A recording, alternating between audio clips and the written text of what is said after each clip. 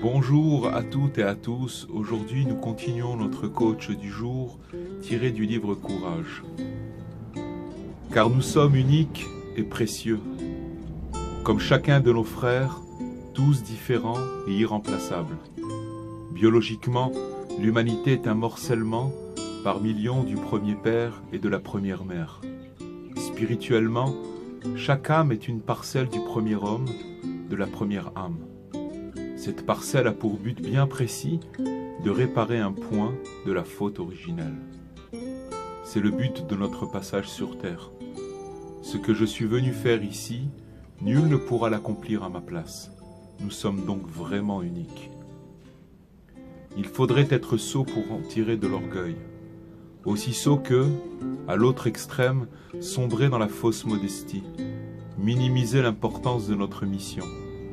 Combien de gens s'écrasent eux-mêmes en se disant « ma vie ne sert pas à grand-chose ». C'est qu'il leur manque la connaissance du principe que nous venons d'évoquer et qui émane des plus hautes recherches.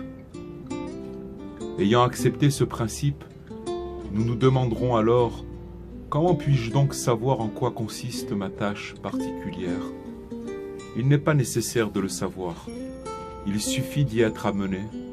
Pour cela, deux conditions sont requises. La première, y croire fermement.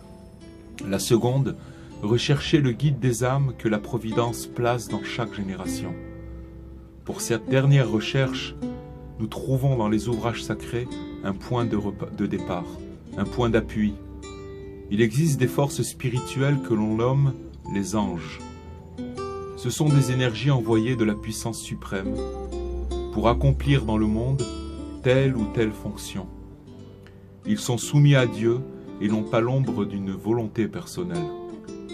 Alors, lorsque le ciel remarque qu'un homme cherche la vérité, même s'il en est très éloigné, aussitôt un ange de vérité lui est envoyé.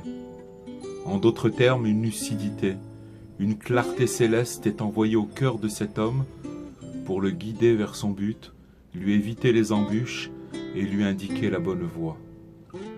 Il est écrit dans le chant de la mer, « Puis ils crurent en Dieu et en Moshé son serviteur. » Rachid demande dans un autre endroit à propos du verset, « Et tu t'attacheras à lui, à Dieu. Est-il possible de s'attacher à un feu dévorant?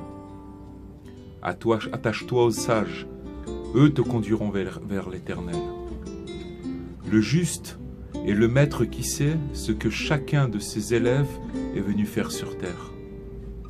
Il les dirigera en fonction de cette connaissance sans nécessairement leur dévoiler le secret.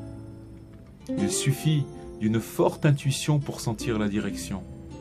Or, le propre d'un maître authentique est de communiquer à ses émules cette impression, à eux de savoir quand faire confiance à leur sixième sens. Art qui est la base des méditations, chassidiques.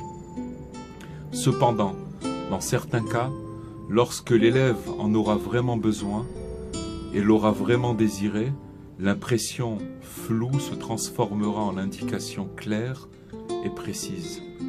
Bonne journée à vous tous, bénédiction et réussite, et merci pour votre écoute.